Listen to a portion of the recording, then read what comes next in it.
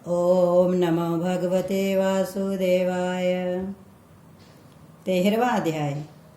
अर्जुन भगवान श्री कृष्ण से प्रश्न करता है, हे प्रभु, प्रकृति किसे कहते हैं, पुरुष किसे कहते हैं, किसको क्षेत्र और क्षेत्रज्ञ कहते हैं, ज्ञान और क्षेत्र किसे कहते हैं, इनको कहिए। श्री कृष्ण बोले, कौन्तेय, ये शरीर क्षेत्र कहलाता है, इसको जानने वाले को क्षेत्रज्ञ कहते हैं।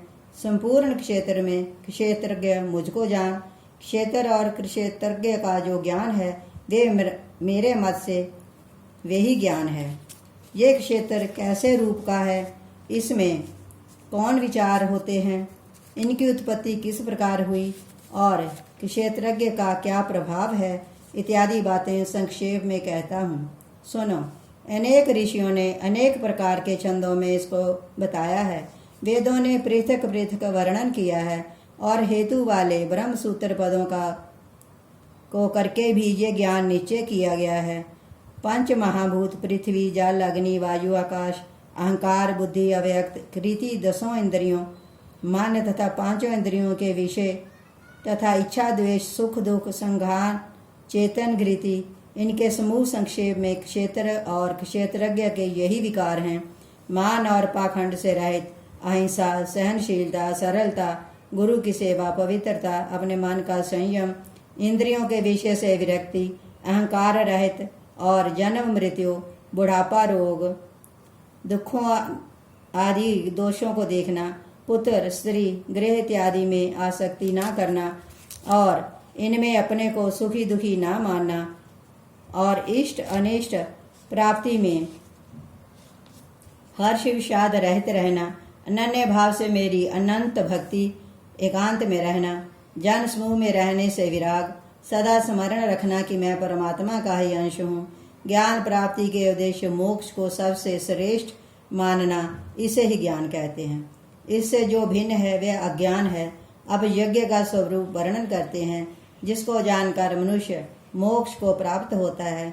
वह आदि रहत बड़े से बड़ा अकथनीय होने से ना सती ही कहा जाता है, ना असती ही कहा जाता है। सब और उसके हाथ और चरण हैं, सब और नेत्र हैं, सिर और मुख हैं, सब और कान हैं। वही जगत में सबको घेरे हुए स्थित है। वह सब इंद्रियों के गणों का प्रकाश है, सब इंद्रियों से रहित है, जिसको किसी से आसक्ति नहीं है, पर जो सबका आधार है।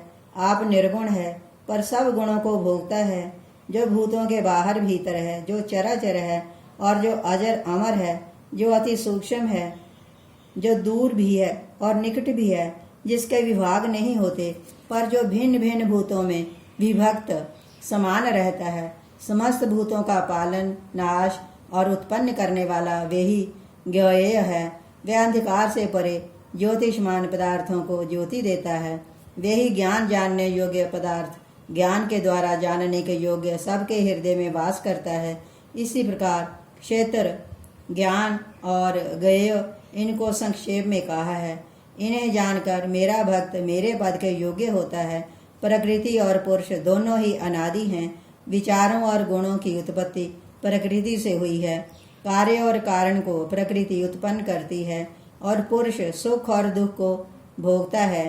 प्रकृति में पुरुष रहता है, प्रकृति के गुणों का उपभोग करता है, तदनुसार उत्तम तथा अधम योनि में जन्म लेता है। इस देह में उपद्रष्टा, अनुमंता, भर्ता, भोक्ता, महेश्वरी, परमात्मा और परम पुरुष रहते हैं।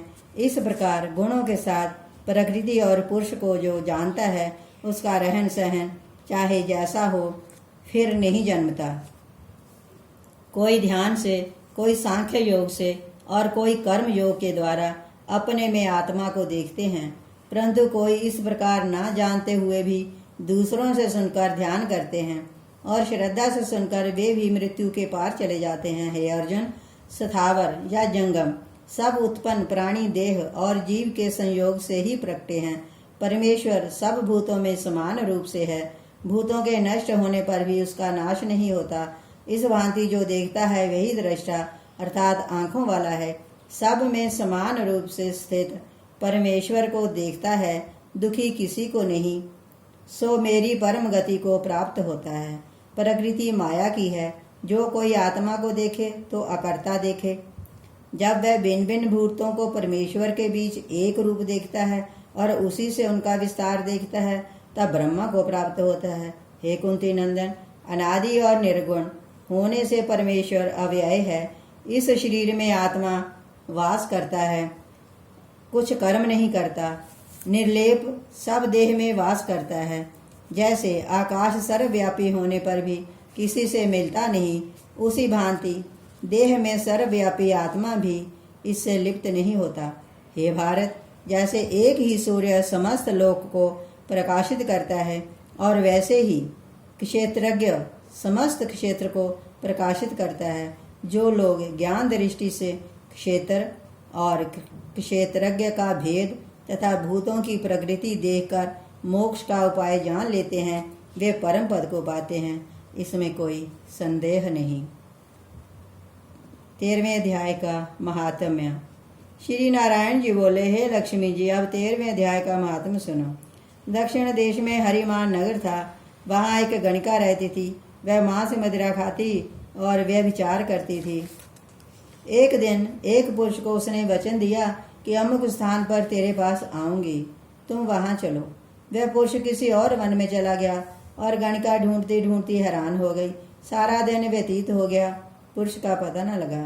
साय हो गई, तब गणिका प्रीतम का नाम लेकर पुकारने लगी। इतने में वह पुरुष आ गया। दोनों बड़े प्रेम से मिले। इतने में एक शेर आया। गणिका डरी। सिंह बोला, अरे गणिका, मैं तुझे खाऊंगा। गणिका बोली, तू अपने पहले जन्म की बात कह, तू कौन है? तब सिंह बोला, मैं पूर्व जन्म में ब्राह्मण था, झूठ बोला करता था, बड़ा लोभी था, जुआ खेलता था तथा दूसरों का धन हर लेता था। एक दिन प्रातःकाल घर से उठ चला, रास्ते में ही देह छूट गई। यमों ने पकड़ लिया, धर्मराज के पास ले गए। देखते ही देखते धर्मराज ने हुक्म दिया कि इसी घड़ी इस ब्राह्मण को सिंह का जन्म दे दो। मैं सिंह हुआ और धर्मराज ने आज्ञा दी, जो प्राणी पापी दुराचार करने वाले हों तिनको खाया कर, जो साधु वैष्णव हरिभक्त हों उनके पास न जाया कर। तू व्यभिचारिणी गणिका पापिन है और इसी से तुझको खाऊंगा। इतना कह सिंह ने गणिका को खा लिया। दूत धर्मराज के पास गणिका को ले गए। धर्मराज ने आज्ञा दी कि इसको चंडालनी का जन्म दो। श्री नारायण जी कहते हैं कि हे लक्ष्मी, उसने गणिका की देह त्याग चंडालनी की देह पाई। कुछ काल बाद एक दिन नर्मदा नदी के तट पर जाती थी। वहाँ एक साधु गीता के 13वें अध्याय का पाठ करता था। उसने पाठ सुना। जब अध्याय का पाठ सुनकर उसने प्रसाद पाया, तब चंडालनी के प्राण छूट गए। चंडालिनी ने देवदेही पाई। आकाश से विमान आया, तिस पर बैठकर बैकुंठ को चली। साधु ने पूछा, अरे तूने कौन सा पुण्य किया जिसके करने से बैकुंठ को चली? चंडालिनी ने कहा, हे संत जी, इस तेरे पाठ को सुनकर मैं देवलोक चली हूँ। तब गणिका ने पार्षदों से कहा, कोई ऐसा यत्न करो जिस सिंह ने मुझे पूर्व जन्म में खाया था उसे भी ले चलो। उस साधु से प्रार्थना की, हे संत जी, गीता के 13वें अध्याय के पाठ का फल उस सिंह के निमित्त दीजिए तो उसका भी उद्धार हो। उस संत ने पाठ का फल दिया। सिंह की देह छूटी और उसने देव देही पाई। दोनों विमान पर बैठकर बैकुंठ में परम धाम को प्राप्त हुए। ओम नमो भगवते वासुदेवाय।